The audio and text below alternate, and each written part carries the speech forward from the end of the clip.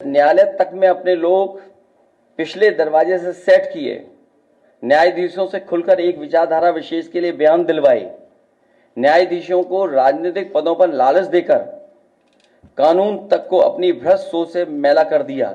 यही काम university, college, स्कूलों में किया। नौकरशाही में लेटरल एंट्री के बहाने यही धांधली की। योजना आयोग खत्म किया।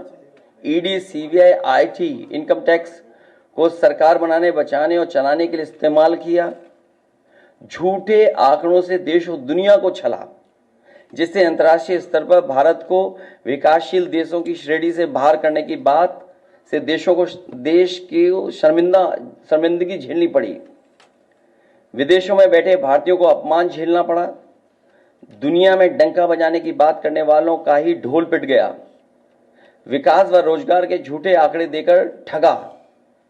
संवैधानिक रूप से संविधान को पहले कमजोर करने पर बदलकर धीरे धीरे खत्म करने की साजिश ही नहीं, अपने लोगों से शरेआम कहलवाया भी। लोकतांत्रिक रूप से जनतंत्र को मनतंत्र में बदलने का दुस्साहस किया। व्यक्ति को व्यवस्था से बड़ा बनाने और बताने का दुष्प्रचार कर लोकतंत्र की भावना का अपमान किया। चुनाव के नतीजों को कुछ भ्रष्ट मीडिया कर्मी और अधिकारियों की मिलीभगत से बदला भी और आगे भी इस चुनावी घपले को जारी रखने का षड्यंत्र रचा। आर्थिक रूप से इलेक्टोरल बॉन्ड का ऐतिहासिक भ्रष्टाचार किया। इलेक्टोरल बॉन्ड के माध्यम से पैसा कमाने के लिए मुनाफाखोरी को बढ़ावा दिया, जिसने महंगाई को बढ़ाया। अपने फायदे के लिए भाजपा ने जनता पर बेतहाशा महंगाई थोप दी। नोटबंदी से व्यापार कारोबार चौपट कर दिया।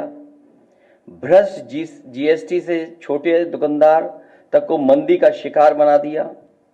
किसानों की जमीन हड़पनी चाहिए, काले कानून लाने चाहे, खाद की बोरी की चोरी की, लाभकारी मूल्य नहीं दिया, 35 सालों की सबसे बड़ी बेरोजगारी में देश को धकेला, महंगाई से गरीब को और गरीब बना दिया, अमीरों के अरबों के लोन माफ किए लेकिन किसानों के ऋण के लिए आत्महत्या के लिए मजबूर किया, ब्याज की दरें घटाकर मध्यम वर्ग की बचत को बेकार कर दिया,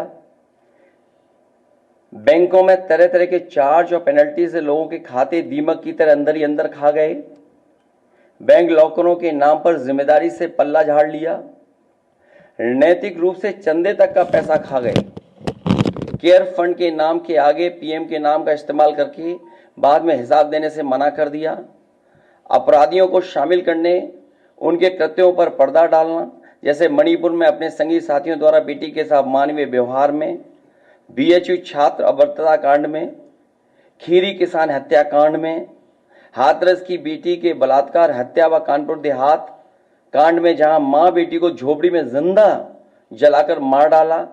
ऐसे अनगिनत उदाहरण हैं।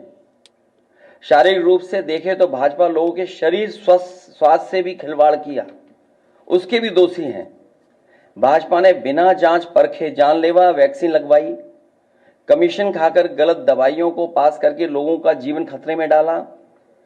इसका सीधा असर जनता की सेहत पर पड़ेगा और आने वाली पीढ़ियों की तंदुरुस्ती पर भी। भाजपा पीढ़ियों पर प्रहार की दोषी भी है।